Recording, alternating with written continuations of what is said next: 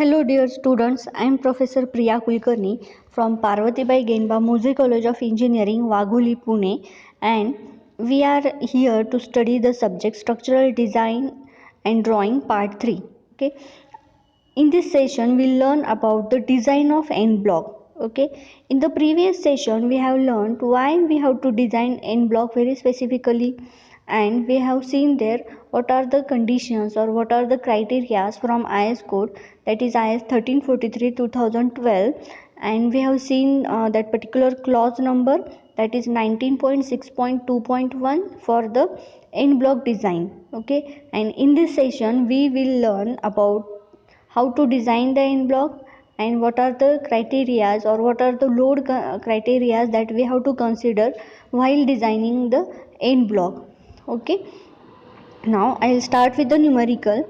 An end block of post tension beam is 350 mm by 500 mm. The pre-stressing force is 900 kN with a tendon placed centrally at the ends. A bearing plate of 200 mm by 200 mm is provided.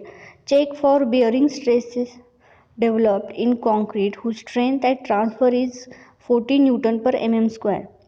Now, before starting with the numerical, first of all we'll see again the clause from the IS code, and then we will start with the design, because we'll get the exact idea that means what are the exact conditions to design the end block. Okay, just open page number 26 and open clause number 19.6.2.1, bearing stresses.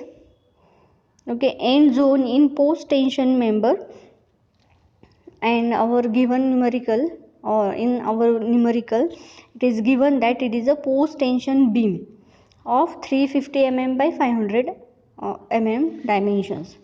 Okay, I will read that particular first point, and then we'll go towards our numerical. On the areas immediately behind the external anchorages, the permissible unit bearing stress on the concrete after accounting for losses due to relaxation of steel, elastic shortening and seating of anchorages shall not exceed 0.48 FCI in under root ABR divided by APUN. Now, FCI is the cube strength at the transfer, ABR is the bearing area, and APUN is the punching area. Okay, again I will repeat, 0.48 FCI under root ABR divided by APUN. That is punching area, bearing area, and FCI is the cube strength at the transfer, or 0.8 FCK, whichever is smaller. Okay, and it means that after accounting for all the losses due to relaxation of steel, elastic shortening and seating anchorages, the permissible unit bearing stress on concrete should not exceed 0.48 FCI under root ABR divided by A function or punching area, or 0.8 FCK, whichever is smaller. Okay, now based on this first point we'll design our end block. Now just see what is the second point. Due to tensioning, the allowable bearing stress specified in point A may be increased by 25% provided that there is a temporary value not exceed FCI. Okay, if the temporary value of permissible unit bearing stress does not exceed, then in that case will increase about the allowable bearing stress as 25%. Okay, and third point is the effective punching area shall generally be contact area of anchorage devices, which if in circular shape shall be replaced by square of equivalent area. The bearing area shall be maximum area of that portion of the member which is geometrically similar and concentric to the effective punching area. Okay, what this third point says, if the tendons are of circular shape, then we have to replace it with the square shape of equivalent area. We have to convert the square tendon area, circular tendon area into square, okay, equivalent area. And then what does the fourth point says, where the number of anchorages are used, the bearing area ABR shall not overlap. Where there is a already compressive stress prevailing over the bearing area, as in case of anchorages placed in the body of structure, the total stress shall not exceed the limiting values that specified in point A, B and E. For stage stressing of cables and adjacent unstressed anchorage shall be neglected when determining the bearing area. Yeah, what does here now see the difference. What does the first line says? On the areas placed immediately behind the external anchorages. Okay, this is behind the external anchorages, the immediate area. And what does this fourth point says? Sorry, what does this fifth point says?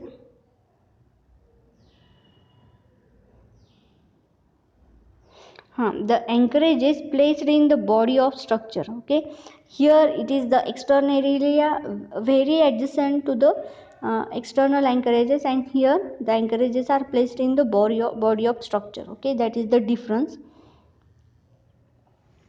Okay, and last 2 points are for design for manufacture details. Clause number 19.6.2.2 is for bursting tensile force. This we required in our next numerical. We'll see this clause in next numerical. Okay, then we'll move here towards numerical.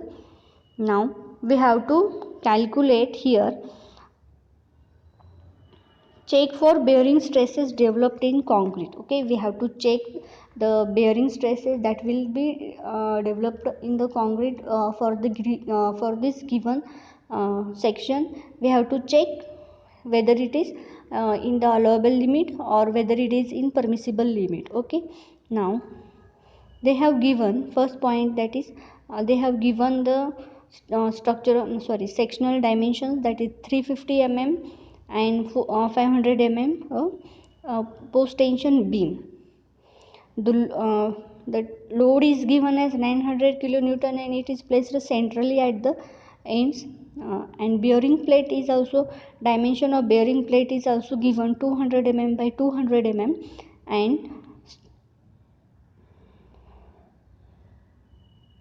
and strength at the transfer, that is FCI, is given, that is 14 Newton per mm square. Now we'll calculate the punching area and bearing area. Now what do you mean by punching area? We have to calculate the area of bearing plate.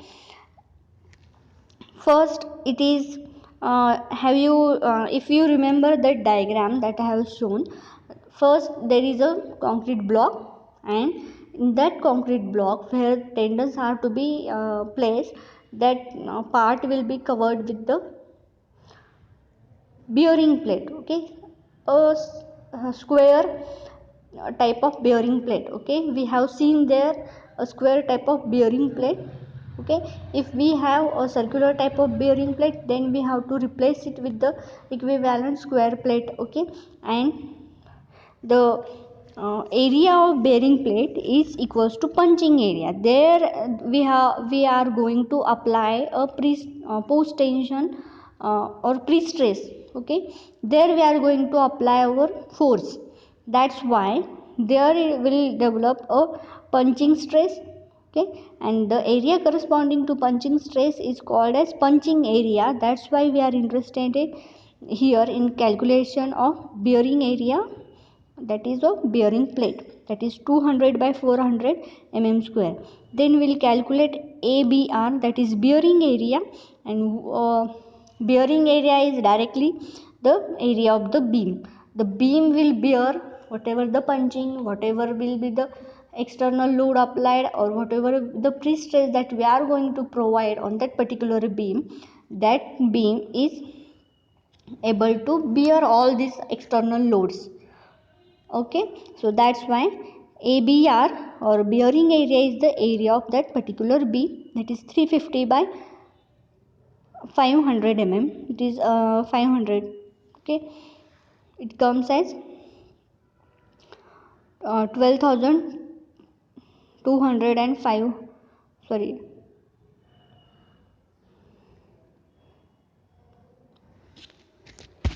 from the clause 19.6.2.1 of IS 1343/2012, this formula F bearing allowable is equals to 0.8 FCI under root ABR divided by A punching or 0.8 FCK, and whatever the area coming minimum from this above from this two is taken as FBR allowable. Okay, now here 0.48 FCI is given 40 Newton per mm square and bearing area divided by punching area or 0.8 into 40. Now whatever comes the minimum value being 32 MPa, okay, we'll take this value. Then pre-stress force is given as 900 kilonewton. Okay, and area of punching we have calculated there, punching area, that is area of bearing plate. Now we'll calculate the allowable stress FBR, that is pre-stress force divided by punching area. You will get the value of 22.5 kilonewton. Okay, this is by this is for check whether our stresses are within the permissible limits. Okay, now FBR it comes as 22.5 is minimum than 32 kilonewton per meter. Okay, that's why it is safe. Okay, and we don't have to design separately for the end block. Whatever the bearing plate size or whatever the beam size is given, it is in the allowable limit, and the stresses are also in the allowable limit. Okay, this completes our one numerical, and I have taken this numerical from the book Krishna Raju, and I have uploaded this book in the Google Classroom also. Just go through the numericals. There are variety of numericals on this end block. Okay, and I'll tell you there is particular in our final exam there must be one numerical on this end block. Okay, so go and watch the previous video also, and just refer the IS code clause number 19.6.2.1. okay, for the end block design. Okay, thank you.